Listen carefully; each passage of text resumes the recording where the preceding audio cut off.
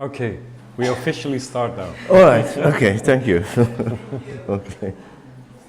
So initially, I was, concerned about how Hans decides about. That was my initial question because I presented him in the first place as an artist who uses or who employs varieties of mediums, and so my initial question was about how he decides about which medium to pick when you are aiming to express yourself in an artwork.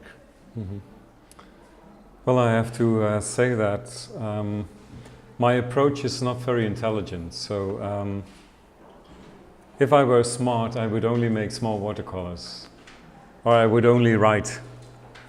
But unfortunately, I happen to make many things in many forms and many mediums. And it's, I told you yesterday that, to put it pathetically, you don't choose your work, but your work chooses you somehow. Mm-hmm. Mm-hmm. So at some point it's the work that takes over. And so I ended up making these very big immersive installations because they needed a certain scale in order to be immersive. So surrounding you, engaging all your senses. Mm-hmm. And if it then is too small, you don't physically walk through it or sit down in it or experience it as a staged atmosphere. And so certain things need certain dimensions. Right. And I made a lot of very big constructions in order to stage something very small. Mm-hmm. Meaning like a place of tranquility or a place of quietness. And so the medium might be spectacular in its means, but when it comes to what it delivers, it is rather small and intimate. Mm-hmm. So I never had any strategy whatsoever when it came to the use of media. It all happened very spontaneously and organically. And I always somehow opposed when people said or asked me whether I was a conceptual artist, with all due respect, because the conceptual art is an incredible, strong direction within the arts. But I'm really a studio-based artist, meaning that I'm painting the watercolors, I'm working with my team to sculpt. We put up the big shows together. Mm-hmm. So I'm assisted by a wonderful team of 7 people who work with me the whole year through. And it is, it's something. Also, the people that work with me are more like enthusiasts rather than hyper specialists. So it's not technical people with technical responsibilities within the studio. It's rather like people who like the parcours or the mm-hmm. who like my trail or my research, who joined to help me to make it happen. Right. And it's not logical. It's as I told you yesterday, in 2018 I will be directing and stage designing 2 opera pieces, and I don't know whether I can pull it off. So it makes me not nervous, but in a very nice way, enthusiastic and happy, and I feel challenged. And I think the alternation between all the different media has something to do with also willing to go out of your comfort zone, which for mm-hmm. me is very important. To try something different. To try something I haven't done before, and to see how I can deliver something within that direction. Mm-hmm.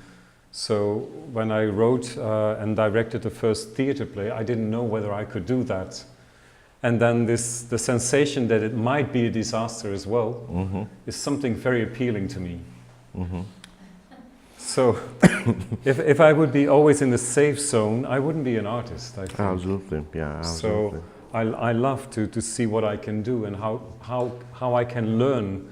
So I hope somewhere in the future I might make a feature film, like a long duration movie. And therefore now I'm trying to skill myself as a director.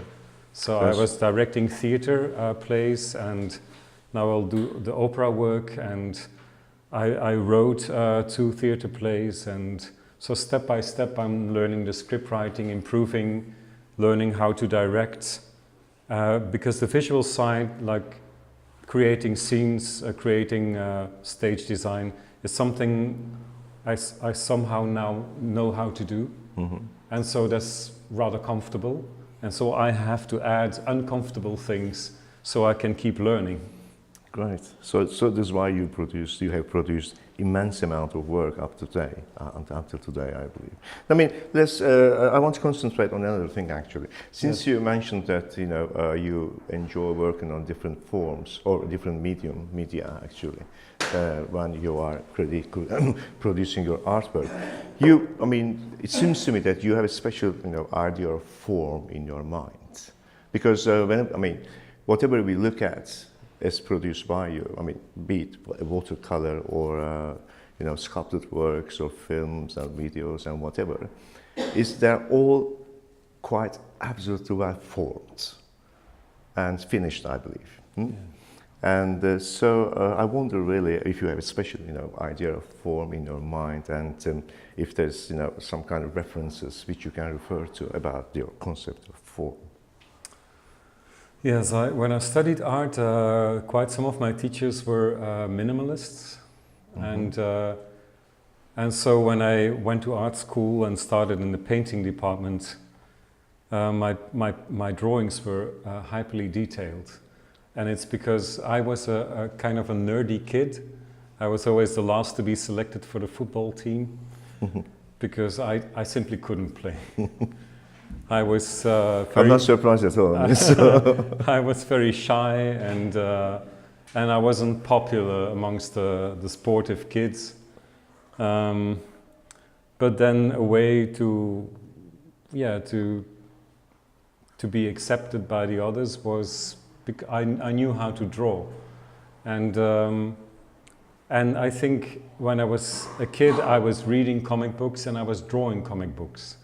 And my feeling for detail and for the pictorial, you could say, comes from there. And when I was studying art, and I had teachers who were more like meta artists, so people producing art about art or the making of art, it to me felt not like my domain.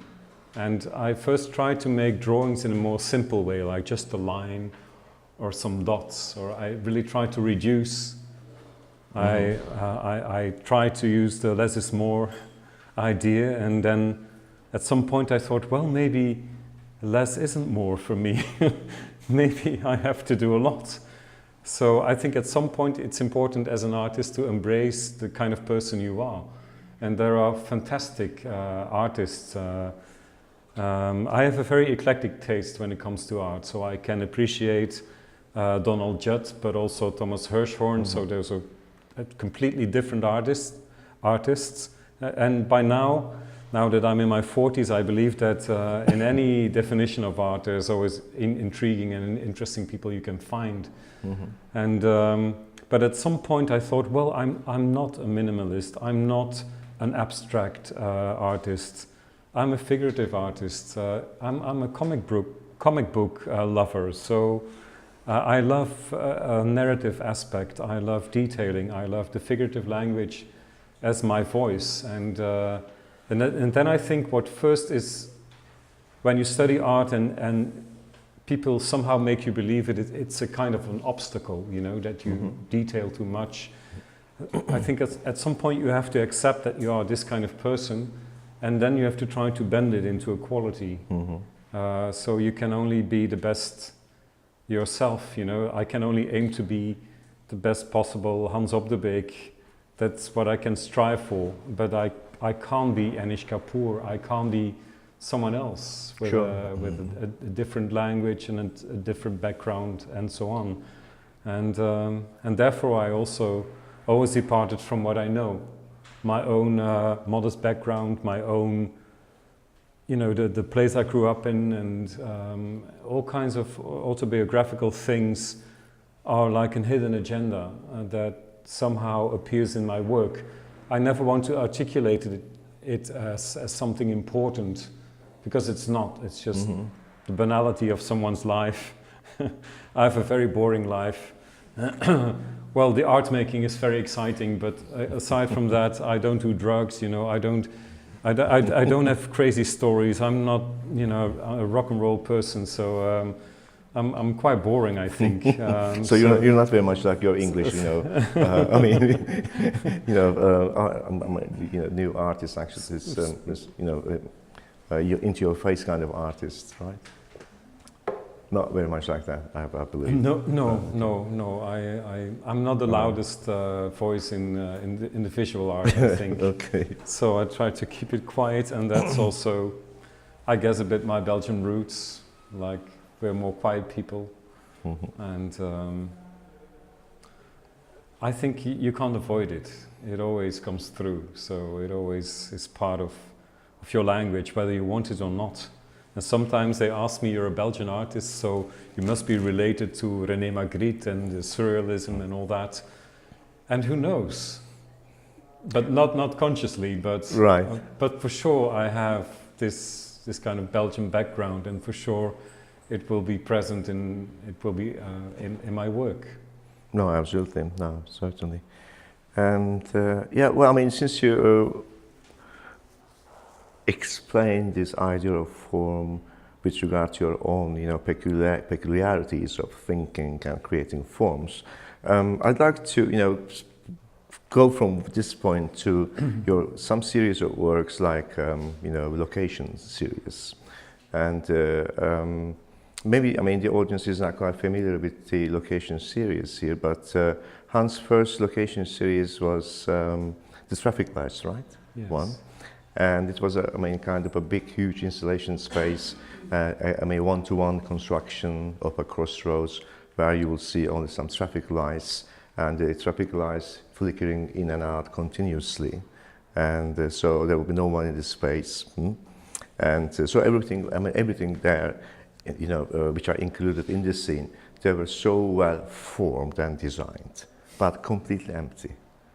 So how would you, you know, explain this emptiness in this, you know, work, or would you call it emptiness in the first place? Yes, I made a lot of large-scale installations that you can walk through or sit down in, and what I try to do is to make something fake authentic. So once they asked me to make an artist statement, and I said I believe in the authenticity of fake. Because you can construct something which is undeniably fake, but there's always a point that you can bring it to the point that it becomes an experience, and the experience can be authentic. So, as one can be moved by a movie, for example, knowing all the time, of course, that it is a construction, that it's a mock-up, that it's a fake reality. You can be profoundly moved by a character in the film, or by a character in a novel. And this is what I always try to communicate as well, that when you're receptive for art, you can live 3 lives in one go, you know. You get more out of life, simply because you can find a lot of authentic feelings in the depiction or the representation of the world through the arts. It is extra. It is extra intensity, it is added value to your life. And so I will always promote whatever kind of form, whether very accessible or whether very hermetic, any form of art as something to enrich your life with. All right. No, I mean, I asked this question because, you know, when the spectators, they move into your installations, like, for example, in the collector's house or the lounge, or as we'll see later on in the gallery, you know, everything looks, it's in the right place, actually, right? I mean, each and every object there is quite well represented. I mean, it is really, you know, very finely formed there. But somehow, you know, when you get into your space, you get into your installations, you feel somehow spooky, you know, something eerie going on there. and something sinister, really. And this sinister, I mean, this idea of sinister, actually, some critics of Hans, they wrote about this by reference to Freudian idea of the uncanny. And do you enjoy this idea of the uncanny? But, I mean, in relationship to your works. Well, whatever people like to to project on what I do is fine to me. The big sculptural installations I produce, they are handcrafted, so that's to me important. I wouldn't make an installation using these chairs, for example, because they are ready-mades. So the fact that I treat them, that I make a sculptural interpretation of every banal, daily life-like object, turns it into something else. Mm-hmm. As if it were found by an archaeologist, for example. You know, like if I make that chair as a sculpture, I probably make it in plaster or so, that you can't even sit on it. So it becomes something else. It's not the functional object. It's not something that is bought in a store. It is something that is crafted, that took time. Mm-hmm. That is a representation of the idea of a chair rather than a chair itself. And by working in this representational way, I want to make worlds that are staged, that are false, and there's no denial whatsoever that they are false. If I would make an installation with this very carpet and those chairs, it would look like a simulation. Mm-hmm. With all the things that surround us here, I could simulate a conference room. But then, if I would do it that's painstakingly real, with real objects, I think it would fail. By handcrafting everything, you make an interpretation. There's no denial it's an interpretation. So it is not about simulating anymore, but rather about evoking, about evocation.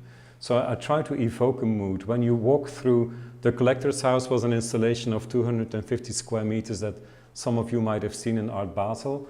It was like a totally grey, black and white representation of a fictitious collector's house. Mm-hmm. Like a pompous neoclassical nonsense space, but it was all silent because everything was grey and there was a bit of black and white.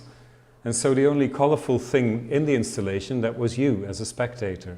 So you stood out, even if you didn't want that, but mm-hmm. the colourful thing was you, and you were, as a spectator, as a visitor, the lively element, and all the rest was quiet, as if everything was turned into stone or so. It was very still, inert, frozen.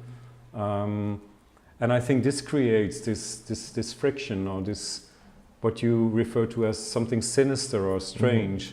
Mm-hmm. And that's something I'm aiming for, that you can instantly relate to the spaces I create, whether it's in the theater or in a film. And later on we will be showing the film here. It's something you can identify with, because it's not a kind of hilarious fantasy genre. It's rather something quite close to the world as we know it, but then shifted into something else because of the material. And mm-hmm. so this is why, as I said earlier on, I don't consider myself a conceptual artist, because the works grow in the studio.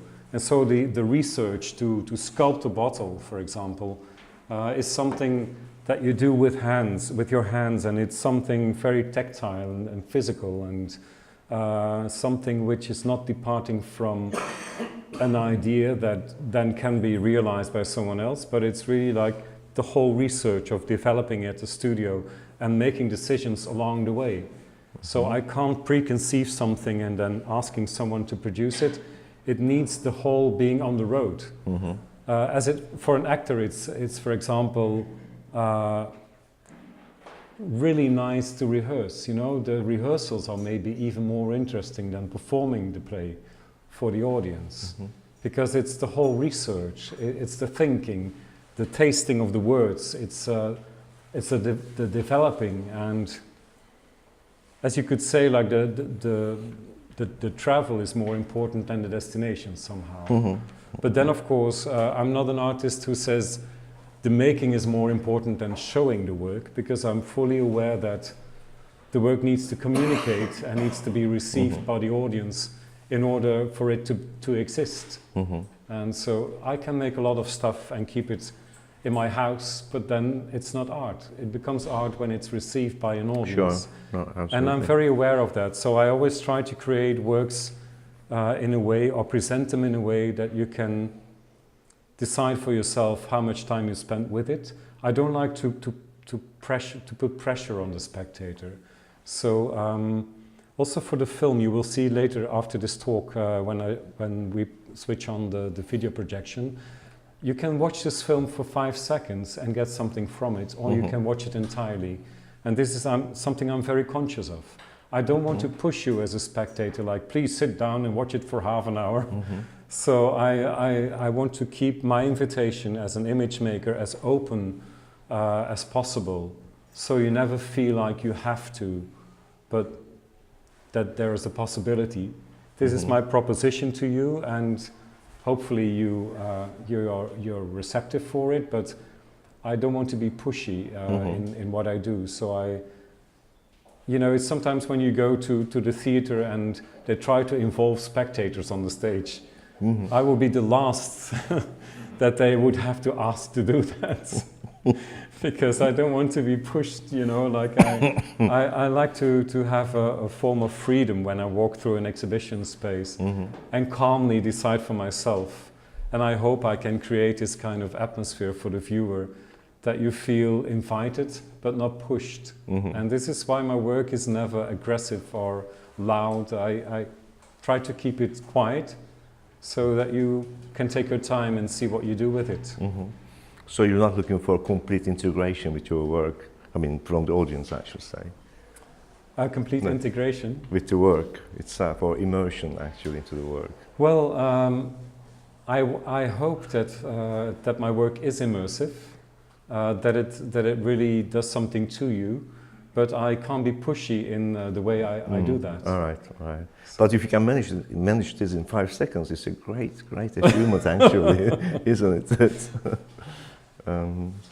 No, thank you for this distinction between simulation and, what do you say about that? Simulation and evocation. Evocation, yes, right. Yeah. That's a very good distinction, I believe. And so that's why you, prefer to produce, for example, one-to-one scale, structures, I believe.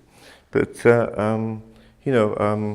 whenever one steps into your, installations, one feels not quite alienated, really. Alienation is not the right word for that, I believe, right? And neither uncanny. And because the sense that you get as a spectator, being included in your installations, is this, idea of, or this expectancy, kind of waiting for something without waiting, actually. It's as if there's, it's always, obvious, works like Lounge and Location Series as well, that, something has happened there, a kind of a disaster has taken place, probably, and everyone has disappeared from the scene.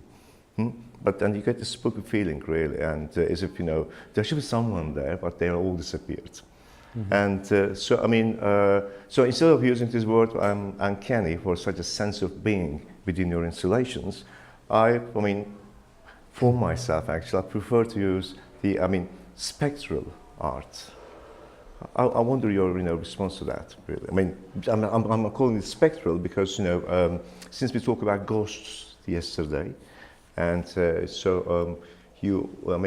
forgot that, but you talk about some ghosts with relationship to your artworks, and hence this, idea of spectrality will be probably more suitable, for your works, for the sense of, waiting for something without waiting, and, being immersed into, this is empty space, actually. Yes.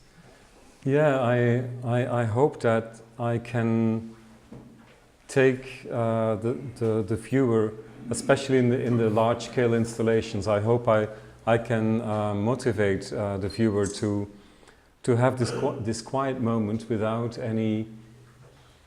If you're waiting, then obviously you're waiting for something. So you're kind of killing time, and I would say I hope to stage a situation in which you embrace a form of timelessness. You know, like sometimes you're sitting in a motorway restaurant and you're gazing at the cars driving past, and you're just sitting there with your coffee, and it's a moment that you're not performing a personality. You're not at your job, you're not with your kids, you're not the son of or the daughter of, you're just sitting there, and somehow you dissolve into the moment and into the scenery. And this is something that you could say like is a non-narrative zone, or a zone of timelessness, as if time is standing still or frozen. And I think in these moments we might be in touch with something very profound, because it is not language tamed, or it's not tamed through thinking or logic. Because anything that we experience, if we later on tell it to someone else, we structure it with a beginning, a middle and an ending. And in these moments that you dissolve into a moment of quietness, then there is a kind of, I presume, something essential. You are with the world. You're small and you're nothing and everything at the same time, so somehow. And I think these moments are quite beautiful, and it's something I hope that can take place in what I do. Because I can't offer any answers or solutions to any big questions, but I can try to stage something that has something essential in it. And funnily enough, I'm trying to do that with the most banal of objects. So when I talked about the motorway restaurant, I made a life-size motorway restaurant, a diner. And in Belgium we have those that bridge the highway. So you climb the stairs, or you take the elevator or the escalator, and you find yourself in a motorway restaurant overlooking a highway. And this is something I produced as a sculpture or an installation. And it's a permanent work at the Towada Art Center in Japan. And so now I know that every day there are some Japanese people sitting in a non-functional motorway restaurant looking at a deserted highway. And the deserted highway is a sculpture of 20 meters deep. It's made with an exaggerated perspective. So it's produced in a slant, so it climbs towards the horizon. The road narrows down, the streetlights get smaller and smaller towards the horizon. And when you sit in there, you have the feeling it's like kilometers deep. And it is night, it's a staged night. And the museum, of course, is open during museum hours. So during broad daylight, you go into the museum and you can sit down in a fake Belgian night in a motorway restaurant where you can't drink coffee. And through a window, you look at an empty highway. So it's a monstrous or a gigantic non-event. It's a total non-event. Right. If someone from Mars would look at us, sitting in a fake motorway restaurant, looking at a fake motorway or highway, and taking it serious, that would be quite ridiculous, you know. Yes. So they would go like, "What are you Earthlings doing there?" It doesn't make any sense. Still, as is the case for a novel, which is also a construction, if you take the proposition by the writer or by the visual artist seriously, if you're receptive for it, it can become true. And if that happens, it's something quite magical, because it is like highlighting or putting a spotlight on things that normally during the day are of great unimportance. And then you present them as something of importance. And I think this is something that I try to do, is to make something ordinary out of the ordinary. So to make something ordinary exceptional, by transforming it, by making an interpretation and trying to shape it in a way that it becomes content. It is like, you know, if my mother, who is an amateur painter, would paint this bottle and these two glasses,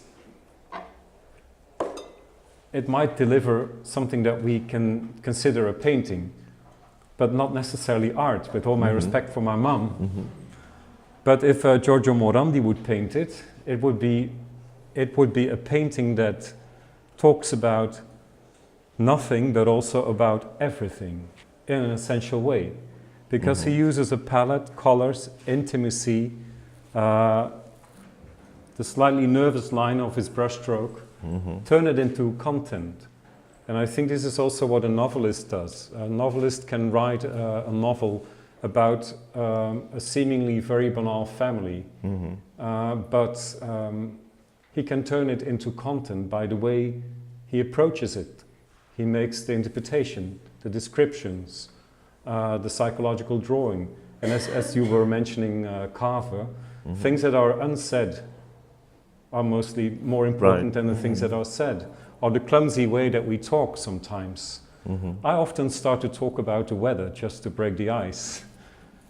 Talking about the weather is content zero. A bottle and 2 glasses is content zero. But Morandi makes it into content. Yeah, of course. I mean, there is expression, the power of expression changes situations as well, right? Yes, I mean, or it builds up a kind of a form which is necessary to be, which is necessary for it to be considered as art, actually. And would you like to refer to your work at location 6, for example, with respect to what you've talked about here? I mean, this diorama. Yes, once I made a very big construction. It's 4 meters high and 18 meters diameter. And it refers to the old tradition of the panorama. You know, the historic panoramas, paintings, circular paintings that surround you as a viewer. We have loads of them throughout Europe, and mostly they depicted landscapes, like big views on areas. Like they date back to 19th century, right? Or at the beginning of the, right before the invention of the film. And, yes, it was a form of spectacle. Yes. But of course, if we human beings try to stage infinity, it's always to some extent ridiculous. Because climb any mountain and look around and you will always have a way more spectacular panorama than we can ever manage to paint. So there's something tragic about it. But I like that. I like the clumsiness of human beings. I think this is how I can still sympathize with us as human beings. If we were all very radical and straightforward and didn't make mistakes, that would be very sad, you know, and strange and ethically problematical. But the clumsiness in how we try to stage things, it's like, you know, when I grew up in Belgium, we had a small house and we had a garden, and it was just about this size. And there was just some lawn, and there were 2 kitschy birch trees, and we had a turtle and some rabbits. And the garden was fenced off with concrete slabs, you know, like really depressing fences. So if I look in retrospect, it was like a prison somehow. But it was our little paradise. And so this was the clumsy way of my parents to stage our little paradise. And it's kind of ugly, but also beautiful by its clumsiness. And so I did include quite a lot of that nonsense and that clumsiness in my installations. Now the snow panorama, location 6 is this cylinder-shaped construction.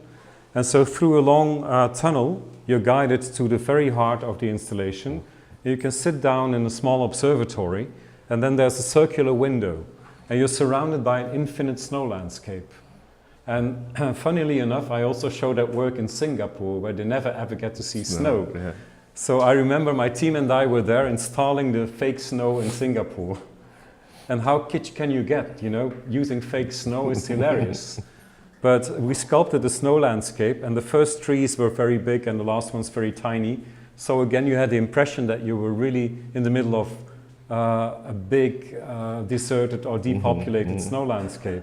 And so by itself, it's 100% nonsense, you know. It's silly and it's clumsy. But because there's some fog drifting through the landscape and everything is white, again, it's an evocation, it's not a simulation. So the bark of the tree was white as well. So I always interpret also when it comes to the use of colors. So it was undeniably a fake snow landscape, yet people sat down in it for a very long time and took it serious. And this is the beauty of art. You know, when I look at an old landscape painting from a couple of 100 years ago, of course I know at all times it's just a millimeter of paint on canvas or wood. But if I accept a proposition by the painter, I can really mentally be in there. And this is the capacity that we have as human beings to take fiction for something authentic. And I think that's just a marvelous thing that we... And enjoy it, right? Yes, enjoy it, yeah. Yeah, certainly. And next, I mean, maybe it's a good idea to talk about the place of silence in your works, because I think it's a rather remarkable concept with respect to your works, especially, for example, your video Staging Silence, and also the Sea of Tranquility, for example, or the silent piano, which we can see here on the second floor, I believe. Mm-hmm. So, would you like to talk about the place of silence in your works?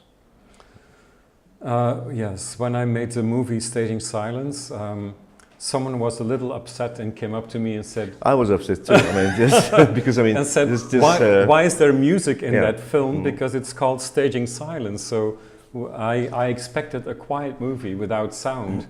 And then I explained, as I did to you yesterday, that silence in my conception is not only about the absence of sound, but it's rather about a mental state. It's about a form of tranquility, a form of absence. And so in this film, you see worlds that are constructed by two pairs of anonymous hands, and on a film set of 1 square meter, they construct landscapes and interiors before your eye. And then you see the construction. It's so clear, it's undenied, it's fully shown. So then that's not an issue anymore. So it's like in a theater, it's just a stage and actors, so you know the conditions you depart from as a spectator. And when you accept this, you can surrender to the fiction and surrender to what is being staged. And what I try to stage indeed is a form of mental silence. Like thoughts might be crisscrossing your mind, but it's about a specific feeling rather than about a literal silence. But upstairs you will see some sculptures of characters, like two sculptures of girls, and there's a sculpture of a woman, and I made sculptures of adults and kids, and they are executed in this kind of concrete-like material. And because of that, they seem to be frozen in a moment. There's a sculpture of a girl blowing a soap bubble, and she's just blowing it, and the soap bubble is almost going its own way. And so you freeze this moment, which is something very simple, like a soap bubble is also something that was used in the Vanitas tradition as a metaphor for the shortness of our lives, and like the soap bubble only exists for a couple of seconds and then it's gone. And by freezing gestures like blowing a soap bubble, I think you give a very specific form of silence to that. It's something very ephemerical, something like a soap bubble is gone in no time, and by freezing it you give a certain value to it, or a certain seriousness to this almost non-event of a soap bubble being blown by a girl. The characters also have their eyes closed, so the sleeping girl sculpture, the girl that blows a soap bubble, and the young woman who is listening to music with her eyes closed. The three characters have their eyes closed, so you're not confronted with them, and they themselves are in a kind of cocoon. They're in their own world and in their own thoughts. And since we always identify with a character in a novel or in a movie or with a sculpture, I hope that somehow, even when you look at them, that you also feel yourself as if you had your eyes closed. So I try to create pictures that stimulate you to find this quietness in the frozen moment that I offer in the sculpture. But at any rate, I mean, silence is not silent for you, I believe. Well, yes, true silence does not exist, or It you doesn't have exist to at all, construct something crazy, like like a scientific construction to have the absolute absence of silence. But I've heard that people that experience that, they really got crazy because it's unbearable.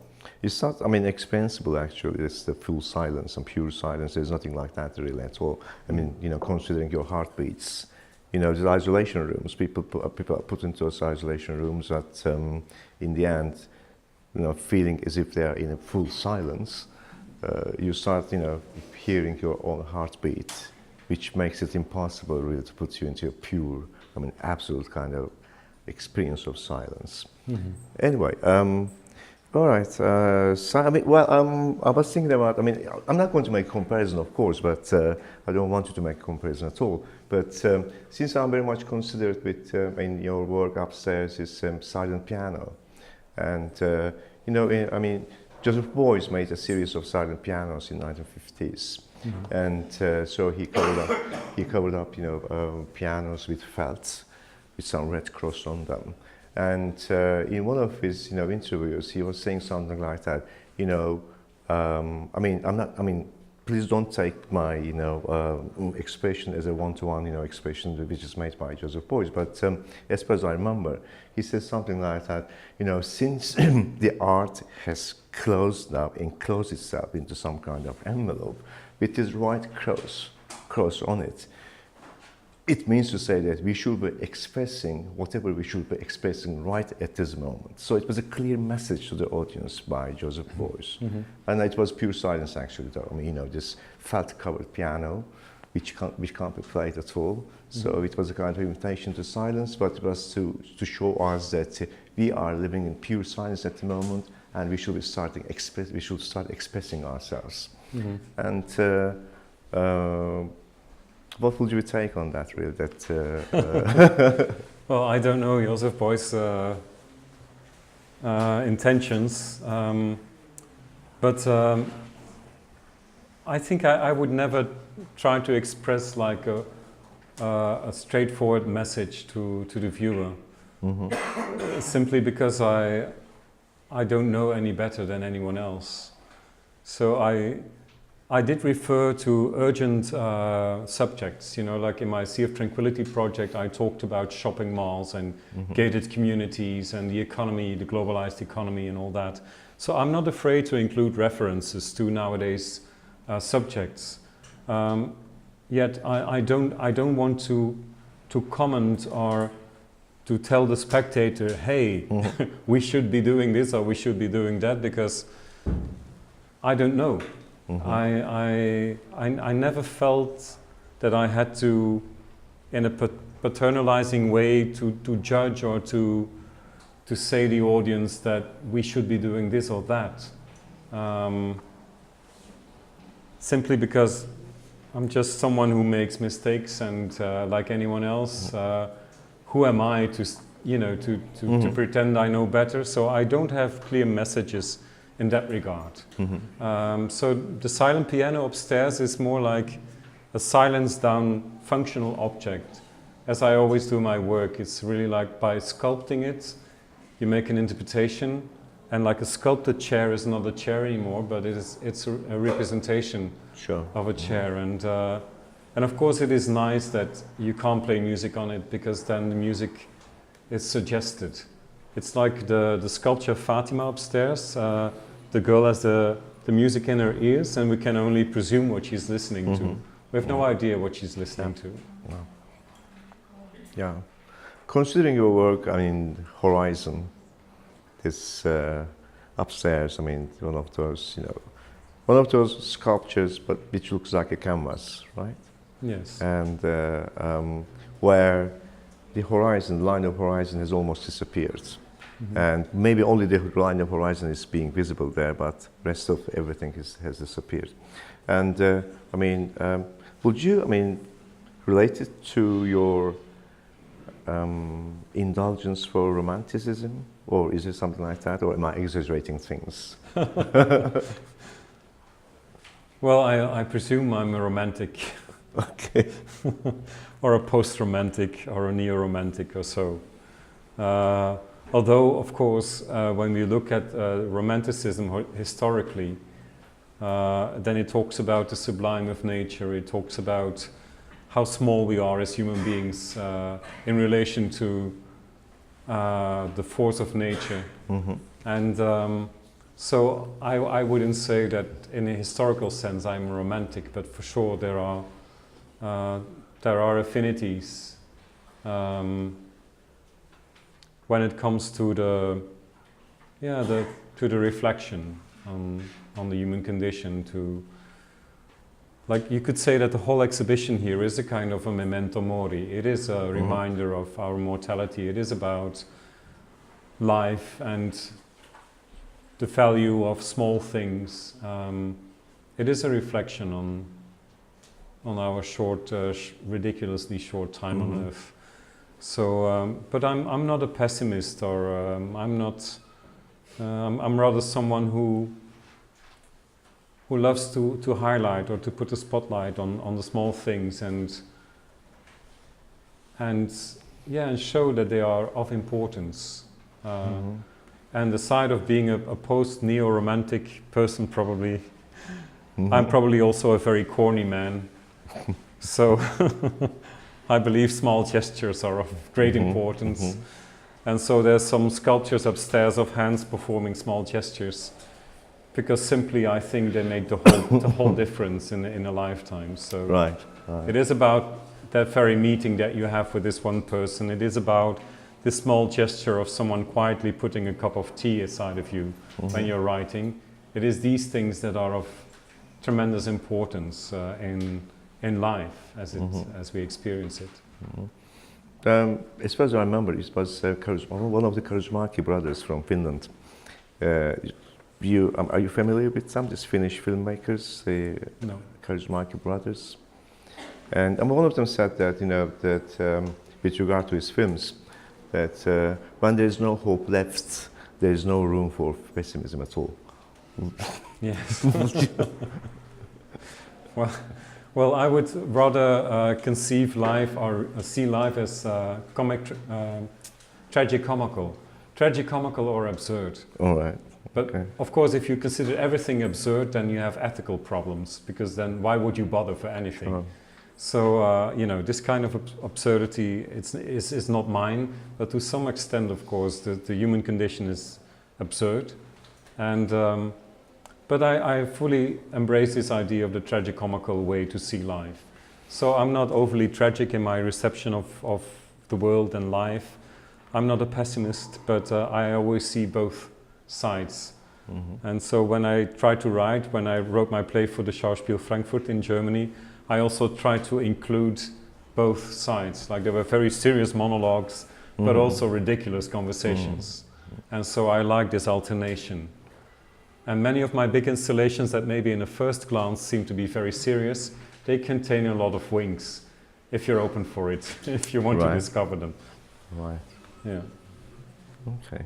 So are we, still have the time? I'm not quite sure really, but... I don't know.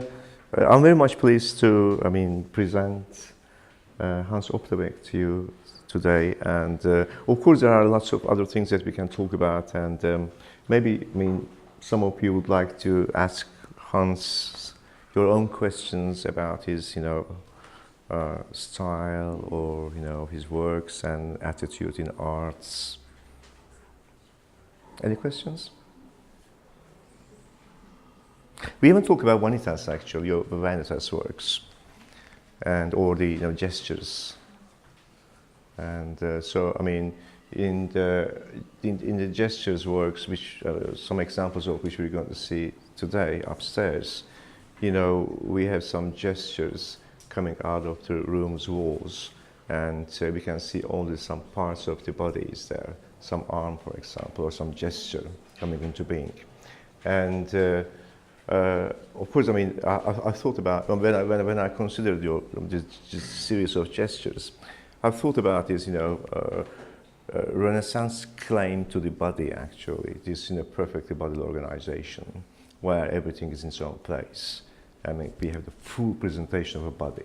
Whereas when you come, to your work as a series of gestures, we only see some parts of it, really, and hence the fragments of some fragments of a body. And So, I mean, is there special interest in your work about producing fragments in a romanticist way, or how do you get this idea of, using such, gestures, pointing to a kind of a, saturation of a movement within an act of form? Yes, I'm not a portraitist, so when I would sculpt a human figure in a way that it has to represent or be similar to the person it departed from. I like the idea of an anonymous person. So upstairs you see the sculpture of the girl blowing a soap bubble, and it could be any girl somehow. So I like the notion of anonymity somehow. Right. They also have their eyes closed, so they're not making contact, and so they're quiet appearances. And but what I do love is hands.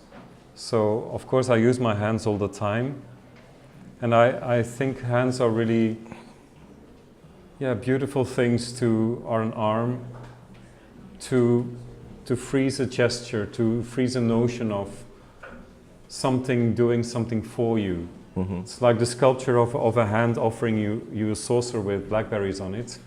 It is as if it very quietly comes out of the wall and offers it to you. And this discretion, this very calm and quiet way of offering something in a quiet, unspectacular way is something I like more than if the whole body would be there, it would be more dramatic. And this is a very quiet way of arms coming out of the wall and just doing something very small that you can recognize. In a very gentle movement, actually, and it is anonymous. And I started to sculpt a human figure, and I started to make videos with a lot of people in it, when at some point I felt too comfortable making depopulated spaces. I thought, okay, by now I know how to make an empty highway, or by now I know how to make a depopulated... Okay, that explains that, right? And then I thought, well, I have to challenge myself, and I even made videos with 800 people in it, so it's really packed. So it's really sometimes a formal aspect or idea helps me to challenge myself to make something really new. And it could be simply like, okay, let's do a film with a lot of people in it. Right. Thank you very much, Hans. Thank you. Thank you for coming.